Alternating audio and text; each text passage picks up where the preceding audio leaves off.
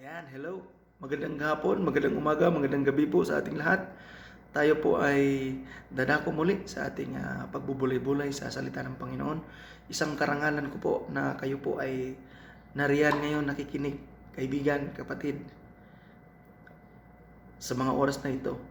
Binigyan niyo po ng panahon ang channel ko para makinig at manood sa video ito. Salamat po kapatid at kaibigan. Bago po tayo dumako sa pagbubulay-bulay ng salita ng Panginoon, pag-aaral sa salita ng Panginoon, tayo po muna ay aawit sa Panginoon. Aawitan po natin ang ating Panginoong Hesus ng isang napakagandang awitin, ang What a Beautiful Name It Is. So samahan niyo po ako. Kung kayo po ay alam ang awitin ito, pwede niyo po akong sabayan sa pag-awit at para po mas nakaka-penetrate po ang salita ng Panginoon at ang banal na Espiritu sa buhay natin. Amen. At tayo po ay magsimula na sa ating gawain. Ito po ay God's work. Gawain po ito ng Panginoon. Alam kong hindi po ito disgrasya o aksidente na tayo po ay narito at nariyan ka rin, nanonood upang maabot ka at ang mga tao pang malayo sa piling ng ating Panginoon. Amen po ba? So, palakpakan po natin ang Panginoon. Hallelujah. At samahan niyo po ako sa pagpupuri sa ating Panginoong Hesus. Amen. Hallelujah.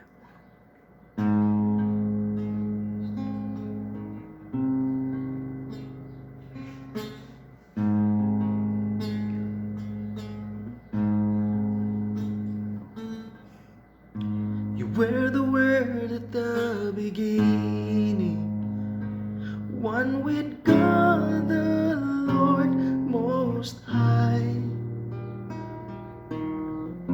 Your head in glory and creation, now revealed in you are Christ. What a beautiful name it is. What a beautiful name it is. The name of Jesus Christ my King. What a beautiful name it is. Nothing compares to this. What a beautiful name it is. The name of Jesus. Yes, Lord. You didn't want heaven without us. So Jesus, you brought heaven down. My sin was great, your love was greater. What could separate us now? What a wonderful name it is. What a wonderful name it is. The name of Jesus Christ my King. What a wonderful name it is. Nothing compares to this. What a wonderful name it is. The name of Jesus. What a wonderful name it is. The name of Jesus.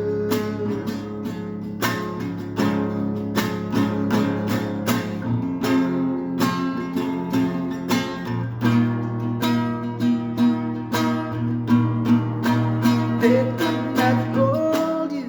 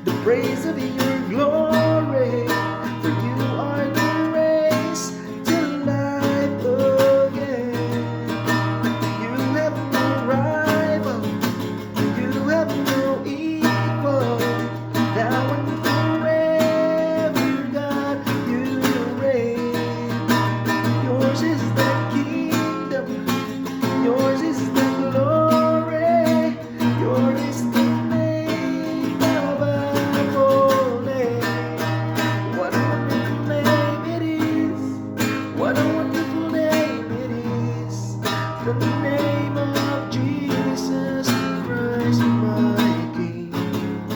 What a wonderful name it is. Nothing compares to this. What a wonderful name it is. The name of Jesus. What a wonderful name it is. The name of Jesus. What a wonderful name it is. The name of Jesus. Hallelujah. Oh, hallelujah. Your wonderful name is Jesus. Hallelujah. Purihin ka, Panginoon. Luwalhatiin ka, Panginoon. Lord, nagpapasalamat ako, Panginoon, sa oras na ito na binigyan mo muli kami ng isang panahon at pagkakataon upang ikaw ay aming papurihan at pasasalamatan sa napakagandang buhay na ipinagkaloob mo sa amin, Panginoon. Salamat po, Lord, dahil kayo ang patuloy na nagbibigay sa amin ng kagalakan sa aming mga puso. Salamat po, Banal na Espiritu Santo, na patuloy na naggabay sa amin, Panginoon, upang magawa ang mga dapat naming gawin, Panginoon, na nais mong gawin namin, Panginoon. At Lord, dalangin ko na ang bawat nakikinig sa mga oras na ito at ang nanonood sa oras na ito, Panginoon, ay pagpalain mo sa punang kanyang sambayanan, Panginoon, at ang kanyang pamilya, Panginoon. Lord, samahan niyo po kami sa oras na ito. Banal na Espiritu Santo, inanyayahan ka namin na kayo po ang manguna sa amin. Gamitin mo lang ako bilang instrumento, Panginoon, upang maipahayag at maipabahagi ang iyong makapangyarihang salita, Panginoon. Salamat po, Panginoon Jesus.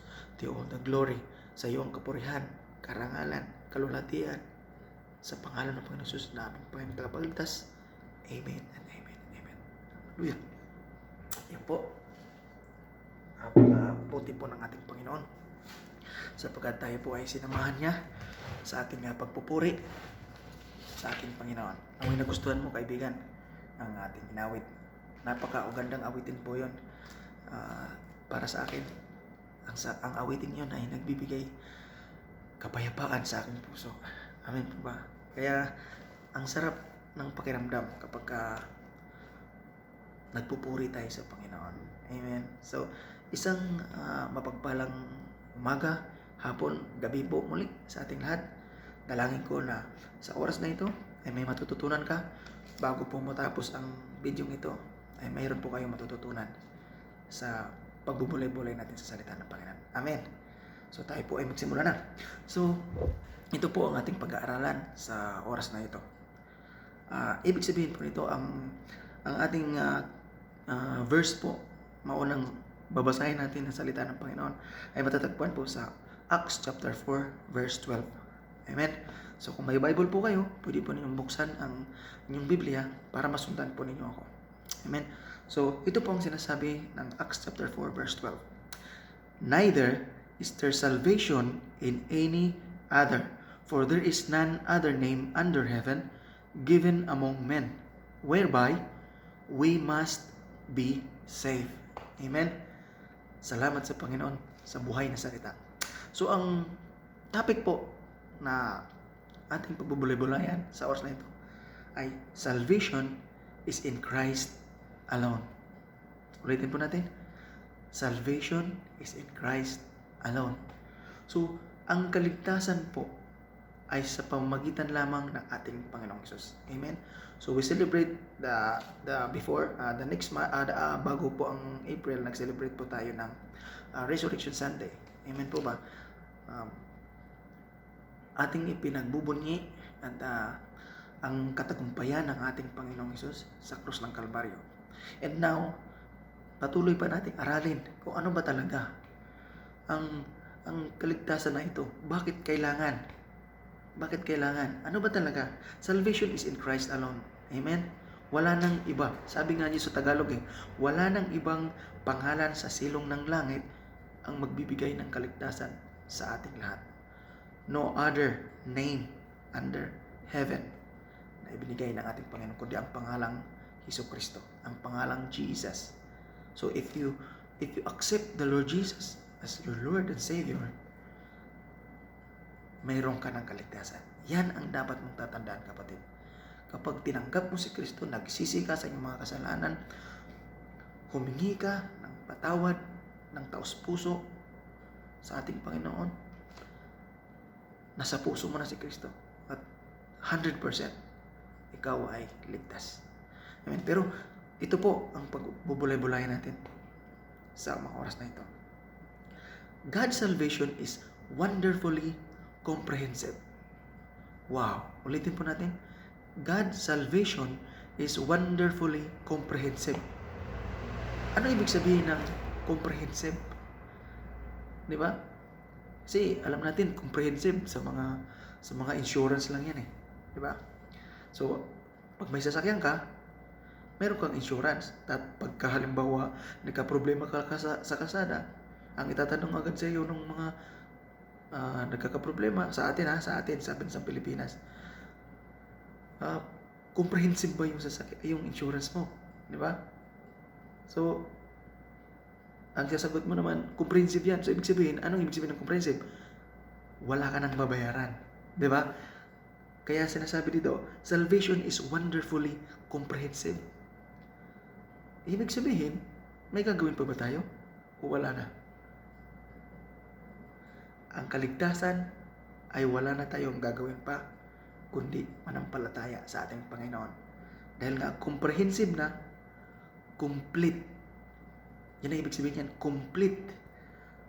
Cover all.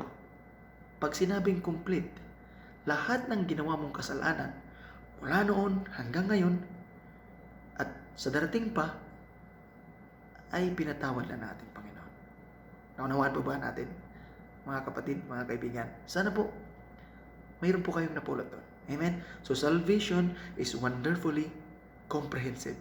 Completely. Amen po ba? Remember this. We are lost. Alam naman natin, tayo ay naliligaw. Tayo ay nawala ng landas. Pero alam niyo po, ang kagandahan dito, ang Diyos ang humanap sa atin. Ang Diyos ang nagbigay sa atin ng paraan, hindi tayo. Para hanapin tayo. God seeks and find us and restore us into fellowship with Him. Ulitin ko po. God seeks us and find us and restore us to fellowship with Him. Isipin niyo po, mismo ang Diyos ang gumagawa ng paraan para tayo ay maibalik. Alam niyo yung word na restore? Maibalik sa ating pakikipag-ugnayan sa ating Panginoon. Amen? So, huwag po kayong mag-alala. Sundan niyo lang po ang video ito sa susunod na pag-aaral po natin, pag-uusapan po natin ang restoration. Amen? Pero ito po kasi ay salvation. So, in Christ only, our salvation. Okay? So, ito po, we are saved because of Jesus Christ. Amen? And He empower us to live a holy life. Yan ang nais ng Diyos sa atin. Kaya tayo niligtas ng Panginoon para mamuhay tayo ng may kabanalan na pamumuhay. Although hindi nga talaga tayo magiging banal, but by the blood of Jesus Christ, because of Jesus Christ, nagiging banal po tayo sa paningin ng ating Amang nasa langit. Amen. Kaya ang sarap po isipin na ang salita ng Panginoon na tinuturo sa atin ay magbibigay sa atin ito ng foundation. Amen. Mayroon kang panghahawakan, kapatid, kaibigan. Kapag wala po tayong foundation, kapag tinanong ka, nakakasiguro ka ba sa kaligtasan? Pag sinabi mong, opo, ano ang foundation ng kaligtasan mo? Ano sasagot natin? Because the love of God through our Lord Jesus Christ that He sent to this world. And I believe that. Kaya may foundation ako. At siya ang foundation ko. At walang makakaagaw sa akin. Dahil ang Panginoong Hesus ang aking gabay. Siya ang nagligtas sa buhay ko. Amen? Kaya naman, bibigyan ko po kayo ng 4 lang 4 lang po na litra. Kung mapapansin po natin dun sa Acts chapter 4 verse 12, sa last po, basahin po natin ulit at mababasa po natin doon, whereby we must be saved. Ulitin natin, we must be saved. Kailangan tayo ay maligtas. Kaya naman ang topic po natin ngayon, the word must. Yan ang key word natin, must. Spellingin po natin ang must. M-U-S-T. Must. Salvation is a must. Amen? Sabihin mo nga sa sarili mo, salvation is a must. Kailangan po. Kasi yun ang nais ng Diyos. Kaya nga, for God so loved the world. Di ba? Kaya ito yung sinasabi. Magsimula tayo sa letter M. Ano ibig sabihin ng letter M? Sa must. So sa M, sabi ko rito sa M, make a decision right now. Tandaan po natin, kaibigan. Make a decision right now. Make a decision right now to have faith in God, to have faith in Christ, believe in Christ. Kaya sabi niya, for God so loved the world that He gave His only begotten Son. But those who ever believe it, Him will not perish, but have eternal life. Amen? Kaya, make a decision right now to believe our Lord Jesus Christ. Amen? Sabi niya sa John chapter 14 verse 6, I am the way, the truth, and the life. No one can come to the Father except through me. Now, if you believe that word of Jesus Christ, Jesus Christ will give you eternal life. Wow, you will not be perished because of the Lord Jesus Christ. He is the way, He is the truth, and He is the life. Tandaan po natin yan, mga kapatid. Kung naniniwala po tayo sa salita ng Panginoon, yan ang salita ng Panginoon. Sabi ng ating Panginoong Jesus, ako lamang ang daan ng katotohanan, ng buhay, at wala nang iba. Amen? So, it's a must. Tandaan natin, it's a must. Salvation is a must. Make a decision right now. Tandaan po natin. Amen? You. Ano ibig sabihin ng you? Ang ibig sabihin ng you, unite with Christ. O, di ba? May natutunan ka na. Ang sarap, di ba? You must make a decision right now to unite to our Lord Jesus Christ. Amen? Kapag ikaw ay nakipag-isa, anong sinasabi ng 2 Corinthians? Ito pong reference ko dito ay 2 Corinthians chapter 5 verse 17. If anyone is in Christ, kung mayroon po kayong Biblia at kung mayroon po kayong note, 2 Corinthians chapter 5 verse 17. Sabi niya, if anyone is in Christ, he is a new creation. The old things passed away and the new things come. Amen? Kaya nga, if anyone is in Christ, ibig sabihin, if anyone unite with Christ, union with Christ, he is a new creation. Kapatid, yan ang tinatawag na born again. Hindi religion ang born again. Ang born again is a relationship. It is a intimacy, intimate relationship with God. Amen? Yung totoong ugnayan mo sa Panginoon. Hallelujah. Ang sarap, di ba? Make a decision right now to unite our Lord Jesus Christ. Must. We must be saved. Kailangan natin to, kapatid. Amen? Ano yung pangatlo? Ang pangatlo po ay S. Tama? So yung S, nilagay ko po dito yung S. Seek our Lord Jesus Christ earnestly. Wow, di ba? Seek our Lord Jesus Christ earnestly. Seek God first. Yan ang sinasabi natin, Panginoon. Ang reference ko po dito, Matthew chapter 6 verse 33. Di ba? Sabi ng Panginoon, seek first the kingdom of God and His righteousness, and all these things will be added unto you as well. Ang sarap ng pangako ng Panginoon, di ba? Ligtas ka na, ibibigay pa niya lahat ng pangailangan mo. Mayroon bang kulang? Siguro, hindi yun kailangan, kaya hindi binibigay sa'yo ng Diyos. Tagal na tayong nananalangin. Lord, bakit hindi pa ako nakapag-asawa? 48 na ako, 50 na ako. Ba't ganun? Baka talagang hindi pa yung time para mag-asawa ka. Di ba? Marami tayong mga prayer na hindi pa sinasagot ng ating Panginoon. Baka hindi kailangan yun. Kasi ang sabi ng Panginoon, if you seek God first, if you seek Jesus Christ earnestly, sabi niya, seek first the kingdom of God and His righteousness, and all.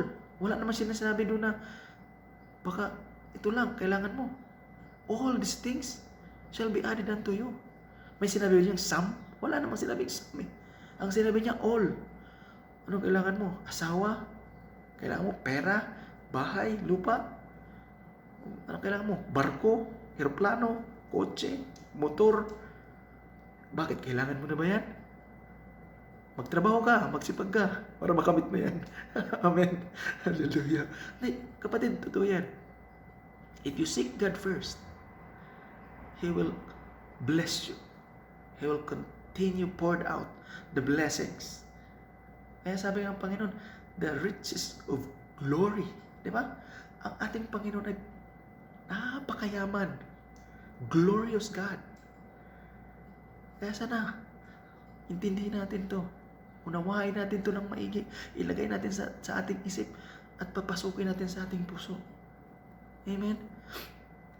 Salvation is in Christ alone, and it is a must. Okay? It is a must. We must be saved. So we must make a decision right now. We must be united with Christ. And we must seek God first. And all these things will be added unto you as well. Amen po ba? Ang sarap, di ba? Tandaan mo lang ang word na must. Pag naalala mo na yung word na must, M-U-S-T, oh, ito na yun. At ang pinakahuli yung T. Ano yung T? Yan ang sinasabi ko sa iyo. Trust. Trust God alone. Tayo kasi, iba-iba yung mga pinag-trust natin eh. Sabi ko dito, trust our Lord Jesus Christ fully. Amen? Salvation is a must. You must make a decision right now to have a union with Christ and seek God first and trust God with all of your heart and lean not on your own understanding. Wow! Ang sarap, di ba? Amen? Ang sarap, kapatid, kapag pinagbubulay-bulayan natin ang salita ng Panginoon. So salvation is a must. Ito yung verse ko dito. John chapter 10 verse 27 to 28. Alam niyo, napakasarap po ito eh. Itong salita ng Panginoon. My sheep hear my voice, and I know them, and they follow me, and give them eternal life, and they will never perish, and no one will snatch them out of my hand. Wow! If you trust God, ito ang pangako ng Panginoon. Sabi niya, if you fully trust God, you will hear the voice of our Lord Jesus Christ. Pakikinggan mo siya kasi you will trust Him. So you will listen to Him. Amen? At ang sabi ng Panginoon, alam ko kung sino yung aking tupa dahil nakikinig siya sa akin. At hindi lang siya nakikinig kasi maraming taong nakikinig pero hindi sumusunod. Sabi niya, ang tupa ko nakikinig. Hindi lang nakikinig, sumusunod. Amen? Kaya hindi lang po pakikinig ang dapat natin gawin. Susundin natin to. Dahil pag hindi natin sinunod, hindi natin matatanggap yung sinasabi ng Panginoon na pagpapala. Yung sinasabi niya sa Matthew 6:33. And all these things will be added unto you. Kasi may kaakibat ng pagsunod yan eh. If you seek God, sumunod ka sa Kanya. And you will listen His voice. Tama pa ba? Pero pag nakikinig ka lang, tapos hindi ka sumunod, baka ibang turo yan. Hindi ko alam kung anong turo yan. Baka hindi Biblia ang nagtuturo niyan. Nakikinig lang, tapos hindi sumusunod, mayroon mong ganun. Pwede bang maging born again Christian ka? Pwede bang maging follower of Christ ka? Tapos, hindi ka sumusunod sa kalooban ng Panginoon? Amen? Ito pang sabi ng Panginoon, no? I will give them eternal life. Ang sarap. Eternal life ito. Ang pinag-uusapan dito, eternal life. Hindi po life na ganito. Ikaw ba kapatid? Ikaw ba kaibigan? Payag ka ba na ang buhay mo habang mamumuhay ka ng 100,000 of years na ganyan? Puro hirap, pasakit. Payag ka ba? Ako hindi. Gusto kong makapiling ang Panginoon. I want eternal life. Amen? At ito pang sabi niya, they will never perish, and no one will snatch them out of my hand. Wow! Hindi ka maliligaw, hindi ka mapariwara, at hindi ka maaagaw ni numan. Yan ang pangako ng Panginoon. Tandaan mo yan, kapatid. If you trust God, salvation is in Christ alone. You must make a decision right now. And you must unite with Jesus Christ. And you must seek Him earnestly. And you must trust Him of what He have done at the cross of Calvary. Dahil sa pamagitan lang ng ating Panginoong Hesus, doon lang tayo naliligtas. Amen. Hallelujah. Salamat po sa pagpatuloy mo sa panonood, kapatid. Alam kong may natutunan ka. It's a must. Salvation is a must. Salvation is a must. Lagi mong tatandaan sa puso't isipan mo. Salvation is a must. Amen. Kaya, purihin natin ang ating Panginoon sapagkat ang salita niya ay buhay at mabisa, higit pa sa alinmang tabak na may magkabilang talim. Ito'y tumatagos sa ating isipan, puso't kaluluwa. At mga kasuan pa, nakakapagbigay kagalingan yan sa ating mga karamdaman. Kapag ikaw ay nagtiwala sa Panginoon, lahat, di ba? All these things. So, ibig sabihin, pagagalingin ka rin sa lahat ng karamdaman mo. Amen? Kaya salamat, kaibigan, sa panonood. Kaya ngayon, inanyahan kitang tumanggap sa ating Panginoon. You must make a decision right now and unite with Jesus Christ and seek Jesus Christ and trust Jesus Christ. Amen? So, manalangin po tayo ng pagtanggap. Tanggapin po ninyo ang ating Panginoong Hesus bilang Panginoon sa ating tagapagligtas. Sabayan niyo po ako sa panalangin ito. Amen? Panginoong Hesus, sa mga oras na ito ko nagpapasalamat sa iyo. Nagsisisi po ako sa aking mga ginawang pagkakasalanan. Tinatanggap kita bilang aking Panginoon at sarili tagapagligtas. Mula ngayon, ikaw na po ang magiging Diyos ng aking buhay, magiging Lord ng aking buhay.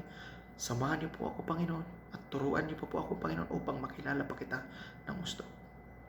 Tinatanggap kita bilang aking Panginoon at sariling tagapagligtas mula ngayon. Itong aking panalangin, sa salamat sa matamis mong pangalan, Panginoong Hesus. Amen. I believe, kapatid, dahil sa pagtanggap mo sa ating Panginoong Hesus, ikaw na ngayon ay born again Christian, and you must listen the voice of God. Amen. And you must follow Him. Amen. And the blessings will come upon you. I declare that in the name of Jesus. Amen. Hallelujah. Palakpakan po natin ating Panginoon. Let's pray. Our Father who art in heaven, you are the God of Jacob, Abraham, and Isaac. Panginoon, you are truly amazing, God. Your word is a lamp to my feet. And I praise you, Father God in heaven, because you teach us more about your word. And we are not lean on our own understanding and knowledge. We lean on you, Lord Jesus. We trust you, Lord. We acknowledge your presence. We acknowledge your power, your love, your mercy, your compassion, Lord. Nararanasan namin sa bawat araw, Panginoon. Tunay kang kasama namin. Kailanman ay hindi mo kami pinapabayaan. Sabi mo nga sa iyong salita, Panginoon, di ba? Na ang aking mga tupa ay nakikinig sa aking tinig at sumusunod. At bibigyan ko sila ng buhay na ganap at kasaya-saya. At hindi sila mapariwara. At hindi kami maaagaw ni naman. No one will snatch us from your hand, Lord. Thank you so much for your powerful word. I believe, Lord God, na ang nakikinig po sa oras na ito ay may natutunan sa salita mo. Salamat po, Panginoon. Salamat po, Banal na Espiritu Santo. Gabayan niyo po kami sa mga gagawin pa namin sa maghapon at magdamag na ito. Sa iyo lang namin pinagkakatiwala ang buhay namin sa lahat-lahat. Itong aking panalangin at pasasalamat sa matamismong pangalan, Panginoon Jesus, at sa gabay mo, Banal na Espiritu Santo. Amen, amen, at amen. Hallelujah. Maraming salamat, kapatid. Next nating topic about restoration. Because you are already saved, dapat ma-restore ka. Amen. Goodbye. God bless.